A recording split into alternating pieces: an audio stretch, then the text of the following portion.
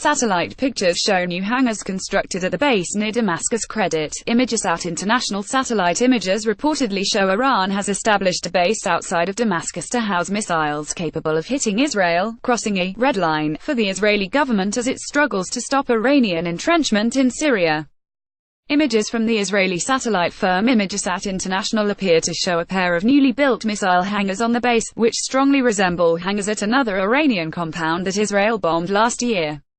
The new base, located around 8 miles northwest of Damascus, is being run by the Quds Force, the expeditionary arm of the Iranian Revolutionary Guard, which has spearheaded Iran's involvement in Syria, according to Fox News.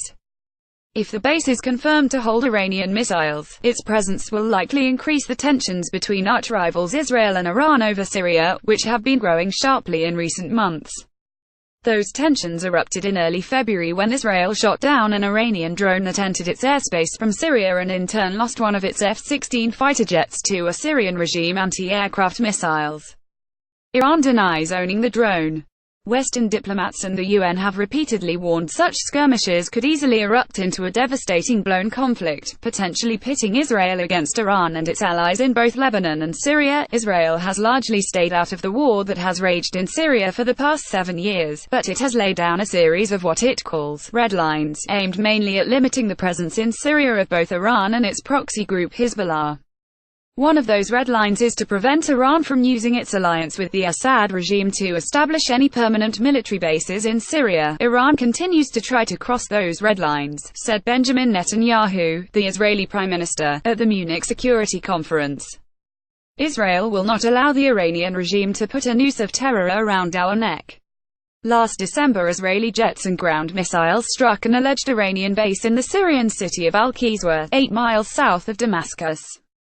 Satellite images taken of the Al-Qiswa facility before it was destroyed show a wide hangar around 30 meters long and 20 meters wide. ImageSat International said its satellites showed a pair of similar hangars at the newly spotted base at Jabal ash-Sharqi, northwest of Damascus. Satellite images show hangars at the new base, right, which appear similar to one at a base attacked by Israel in December. Left credit. ImageSat International. The Israeli government's policy is usually to neither confirm nor deny its strikes in Syria, and senior officials rarely talk openly about its military activities against Iran and Hezbollah. Avigdor Lieberman, the Israeli defense minister, played down reports of the new base on Wednesday. "We are listening and following the events.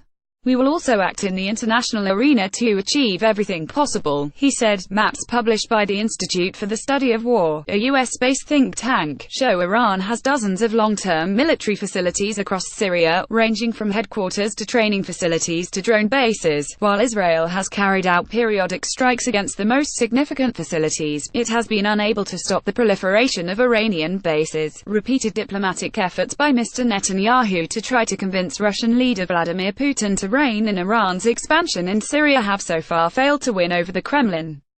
"I don't think Israel has a grand vision of how it's going to prevent Iran from consolidating its presence in Syria," said Michael Horowitz, a senior analyst at the Lebeck geopolitical consultancy. "Israel has tactical measures that can delay the Iranian entrenchment, but on a strategic level they are trying to talk to the Russians and it's not working."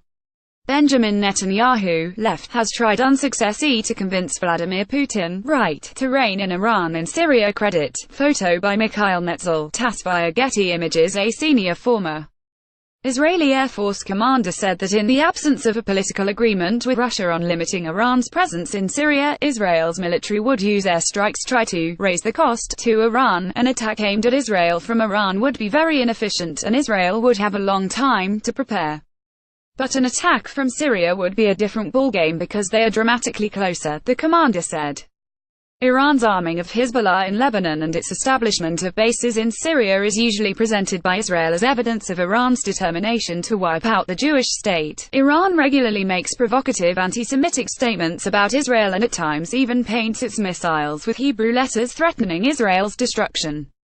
But many analysts believe that beneath the bluster, Iran is not eager for a war with Israel's superior military and is focused mainly on trying to discourage attacks on its own territory by either Israel or the US.